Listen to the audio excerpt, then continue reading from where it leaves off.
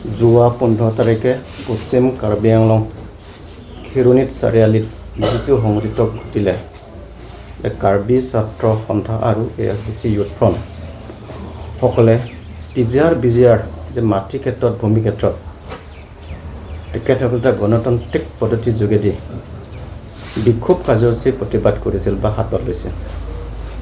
তেতিয়া হঠাৎ বিহাৰী সম্প্ৰদায়ে এটা RNSS বুলি এটা সংগঠনে দুষ্কৃতিকাৰীয়ে হঠাৎ আহি গাড়ীত ৰাস্তাত ৰখাই বেয়াকৈ আক্ৰমণ কৰিলে।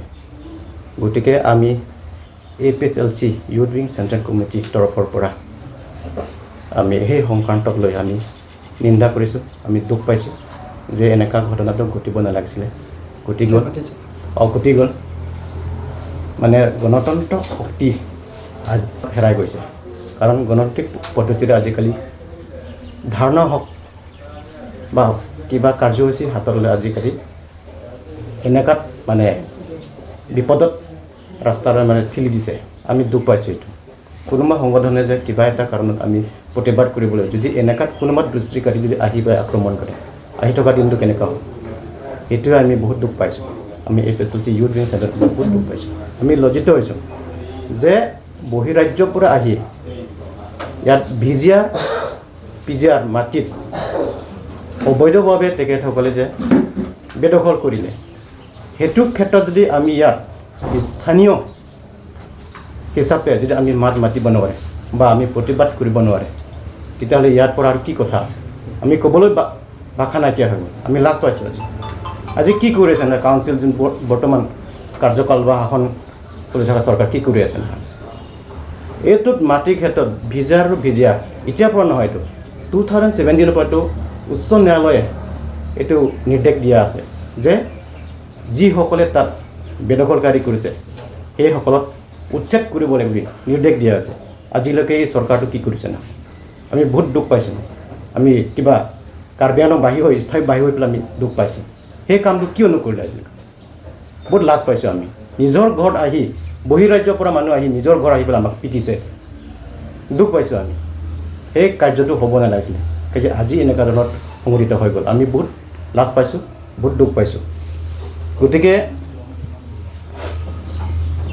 আমি এটা কথা ক'ব বিচাৰোঁ যে যিসকলে সেই কামটো কৰিলে যে আইনত প্ৰক্ৰিয়াৰ যোগেদি অতি সোনকালে যে আইনত পদ্ধতিৰে কঠোৰত বা কঠোৰতম শাস্তি দিব লাগে, সেইটোৱে দাবী। অতি সোনকালে যাতে 3 মাহ এৰেষ্ট কৰি পেলাই যে সেই মানুহজনক আকৌ এৰি দিয়ে, সেইটো ক্ষেত্ৰত হ'ব নালাগে। আকৌ পুনৰবাৰ কৰিব মানুহটো, আকৌ তেনেকুৱা ধৰণৰ কাৰ্য কৰিব। গতিকে যেনেকুৱা ধৰণৰ আইন প্ৰক্ৰিয়াৰ যোগেদি শাস্তিত মানে ভালকৈ দিব লাগে, সেইটোৱে দাবী আমাৰ।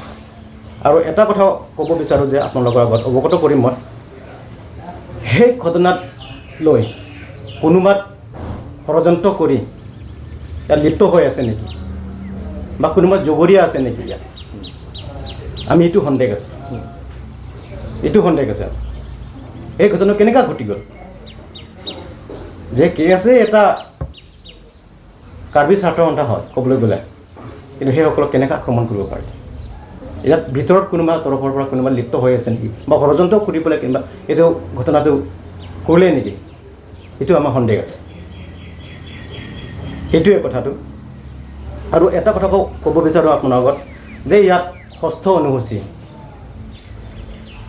এলেকাত হয়। ইয়াত কোনোবাত বহিৰাজ্যৰ পৰা আহি ইয়াত যে মাটি দখল কৰিবলৈ 1 ইঞ্চি ইয়াত ল'ব নোৱাৰে। কেৱল ইয়াত অধিকাৰ আছে ইণ্ডিজিনিয়াছ খিলঞ্জীয়া লোকসকলে আৰু জনজাতি লোকসকলে ভূমি পট্টা প্ৰদান কৰিব পাৰে।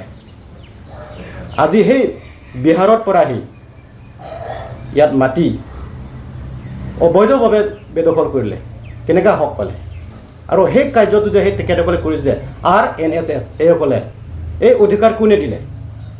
সেই ক্ষমতা ক'ত পৰা পালে? এই সাহস কোনে দিলে? সেইটো ডাঙৰ প্ৰশ্ন। কোনোবা ইয়াত জড়িত আছে নেকি? ডাঙৰ প্ৰশ্ন। গতিকে ইয়াত নিয়ম আছে, আমাৰ ষষ্ঠ অনুসূচী ভাৰতীয় সংবিধানে আমাৰ অধিকাৰ দিছে। সেইমতে অধিকাৰ মতে ইয়াত কাৰ্বি আংলং সাহিত্য পৰিষদত নিজস্ব ইয়াত বিষয়বস্তু হয় যে কোনোবা আহি ইয়াত কাঢ়ি নিব নোৱাৰে ইয়াৰ সংবিধান মতে দিয়া আছে অধিকাৰটো সেইমতে মাটি ক্ষেত্ৰত হওক বা ইয়াত নিযুক্তি ক্ষেত্ৰ হওক ঠিকাৰ নিবিদা ক্ষেত্ৰ হওক ইয়াত কোনো বহিৰাজ্যৰ পৰা ইয়াত কোনো হস্তক্ষেপ কৰিব নোৱাৰে অবৈধভাৱে হস্তক্ষেপ কৰিব নোৱাৰে আজিৰ দিনত এনেকুৱা ঘটি গ'ল যে বহিৰাজ্যৰ পৰা আহি ইয়াত ঠিকা ক্ষেত্ৰত নিবিদা ক্ষেত্ৰত নিযুক্তি ক্ষেত্ৰত হস্তক্ষেপ কৰিছে আমি লাজ পাইছোঁ এই বৰ্তমান এখন চৰকাৰ কি কৰি আছে নহ'লে নিজৰ অধিকাৰটো কিবা হেৰাই পেলাইছে নেকি সংবিধান নুবুজে নেকি তেওঁলোকৰ ষষ্ঠ অনুসূচী এই অধিকাৰ পৰিৱেশ পৰিস্থিতিটো যে বিভ্ৰান্তি সৃষ্টি নকৰে মই শান্তি সম্প্ৰীতি বজাই ৰাখিবৰ কাৰণে গোটেই কাৰ্বি আংলং ৰাজ্যলৈ মই কাতৰি অনুৰোধ কৰিছোঁ যাতে এনেকুৱা ঘটনা পুনৰবাৰ ঘটিব নালাগে যাতে কোনোবাত এনেকুৱা প্ৰতিবাদীসকলক যে ৰাস্তাত ৰখি আক্ৰমণ কৰিব নালাগে সেইটোৱে অনুৰোধ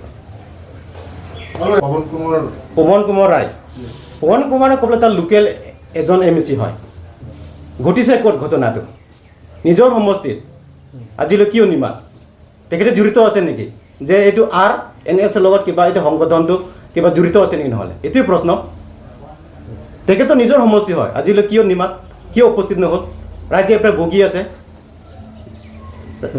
ৰাইজে দাবী কৰি আছে নিজৰ সমষ্টি আহিব লাগিছে যে তাত কাৰ্বি চাৰ্টন আহি পেলাই ৰাস্তাত গৈ বেয়াকৈ মাৰিলে মাথা চাথা ফালিছে একজনটো ক'বলৈ গ'লে সংকটজনক আপোনাৰ কি কয় গুৱাহাটীত হস্তান্তৰ কৰা হৈছে ইয়াত চিকিৎসা কৰিব নোৱাৰিলে তেতিয়া তেখেতে আহিব লাগিছিলে নিজৰ সমষ্টিত কিয় নাহিলে দেখা পোৱা নাই কি যে এনেকুৱা কিবা ঘটনা ঘটিছে গম পোৱা নাই নেকি নিজৰ জেগাত নিজৰ ঠাই